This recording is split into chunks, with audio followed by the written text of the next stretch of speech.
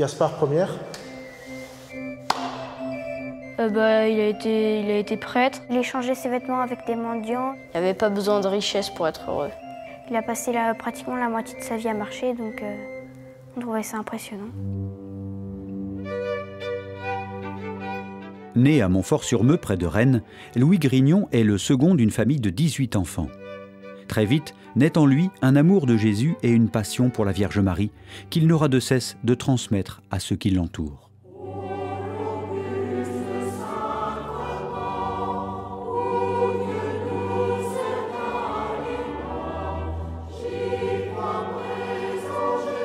De Rennes à Paris, de Poitiers à Rome, Louis-Marie marche infatigablement en quête de son destin.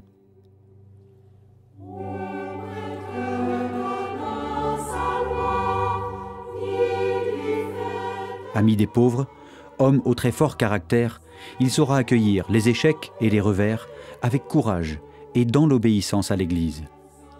Il transmettra cet amour de la sagesse tout au long de sa vie missionnaire.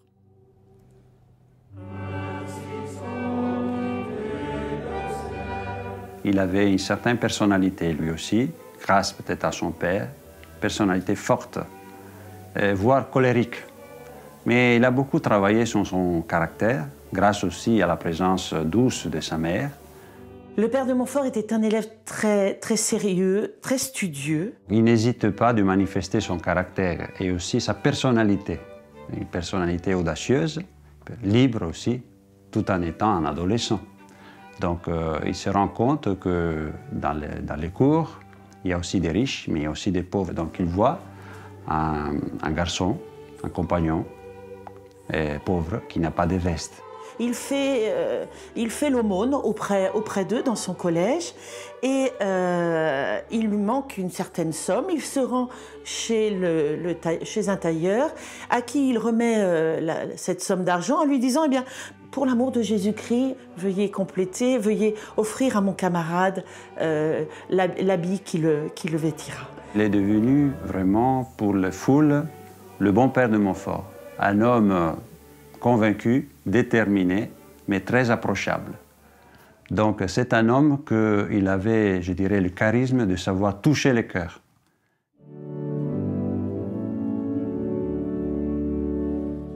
Saint-Louis-Marie, c'est un artiste, avec plusieurs facettes. D'abord, c'est un sculpteur. Il aimait beaucoup sculpter. Et nous avons ici, à la maison natale, aussi deux souvenirs merveilleux. C'est Notre-Dame de la Sagesse qu'il a sculpté pour l'ermitage de Saint-Lazare et les crucifix devant lesquels il priait en solitude. Saint Louis-Marie se sert aussi de la musique pour évangéliser. Il change les paroles des chansons populaires de l'époque pour rendre le message des évangiles le plus accessible possible à une population très illettrée. Donc, il a composé 164 cantiques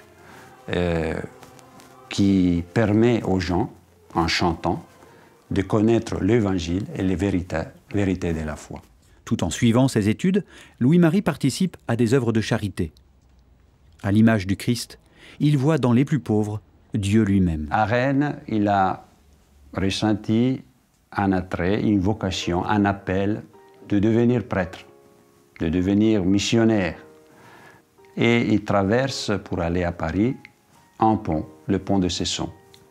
Et c'est à ce moment-là qu'il dit qu'une fois traversé ce pont, j'ai quitté ma famille et je suis entré dans une nouvelle famille, la famille de la Providence. Et alors là, il donne sa veste à un pauvre, il donne son argent à un autre pauvre. La passion pour le pauvre, ça vient d'abord, comme on peut imaginer aussi, de sa profonde relation avec Dieu. Donc Dieu, pour lui, c'était quelqu'un qui se penchait sur l'humanité pauvre, nécessiteuse, en se reconnaissant lui aussi pauvre devant Dieu. Donc sa réponse, qui est tout au long de sa vie, c'est aussi annoncer, dire, manifester aux pauvres qu'il y avait un espoir, une espérance. C'est la présence de Dieu.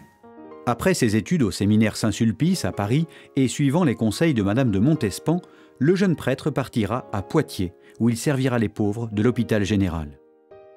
Deux personnes seront particulièrement touchées par son rayonnement, Mathurin Rangeard et Marie-Louise Trichet. Marie-Louise va détecter dans cette rencontre le doigt de Dieu qui va la guider jusqu'à venir vivre à l'hôpital. En 1701, elle n'a que 17 ans, elle est une jeune fille de la bourgeoisie de Poitiers, son père est procureur au tribunal de Poitiers, et elle lui dit son désir d'être religieuse. Il voulait toujours encourager les autres à s'engager sans avoir peur. N'ayez pas peur, c'était un petit peu ce slogan. N'ayez pas peur parce que vous aurez toujours la confiance de trouver une solution. Et alors c'est là que lui permettait aussi d'entraîner les autres. Et Mathurin Rangeard était un jeune, 18 ans, qui venait, qui passait, il voulait être capucin. Et puis il rencontre le père de Montfort à Poitiers. Et le père de Montfort sent dans cet homme un personnage quand même attrayant et plein de dons de lui-même, quoi, il voulait se donner. Alors il lui dit, bah, écoutez, je crois que j'ai besoin de vous. Venez avec moi, dans mes missions, vous m'accompagnerez, etc. S'il parvient à toucher les cœurs, son caractère très entreprenant, sa foi et son exigence lui créent de nombreuses jalousies et critiques, y compris parmi les personnes influentes du clergé. Et il dérange, sa présence dérange à la Salpêtrière aussi, parce qu'il veut mettre de l'ordre et aussi faire remonter la dignité des pauvres.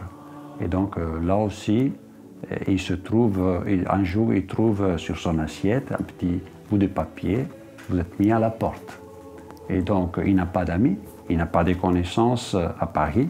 Donc la seule chose, c'est d'aller demander un abri. Il va vivre reclus sous l'escalier de la rue du Pot de Fer à Paris. On est en 1703. Et c'est vraiment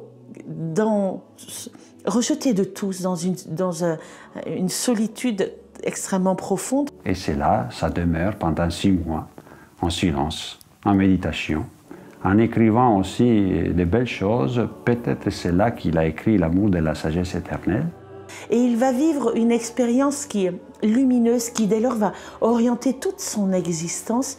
Il va se laisser au cœur de sa nuit. Il va se laisser toucher par l'amour de Dieu qui va venir le rejoindre sous les traits de la sagesse de Dieu.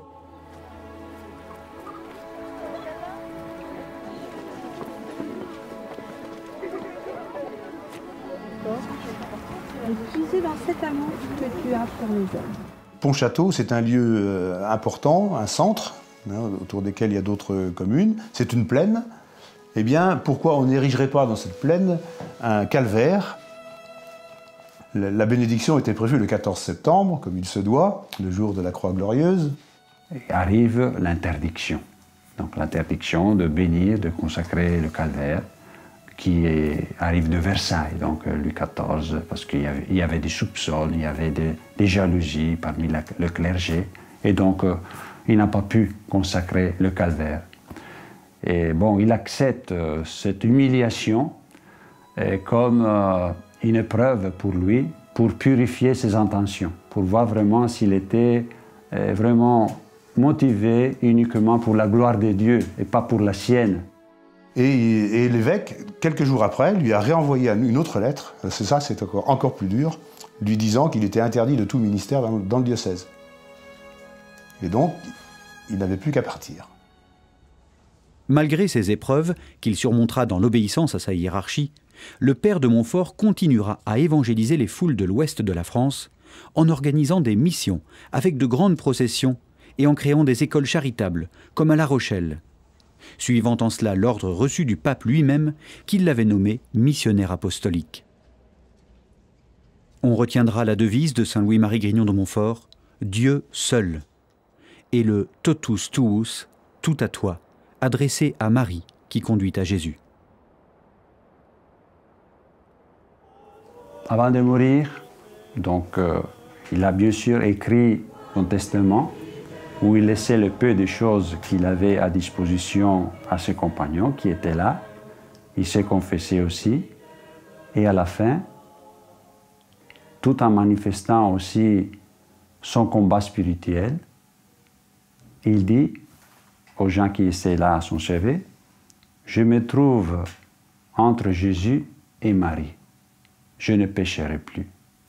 Et il ferme les yeux.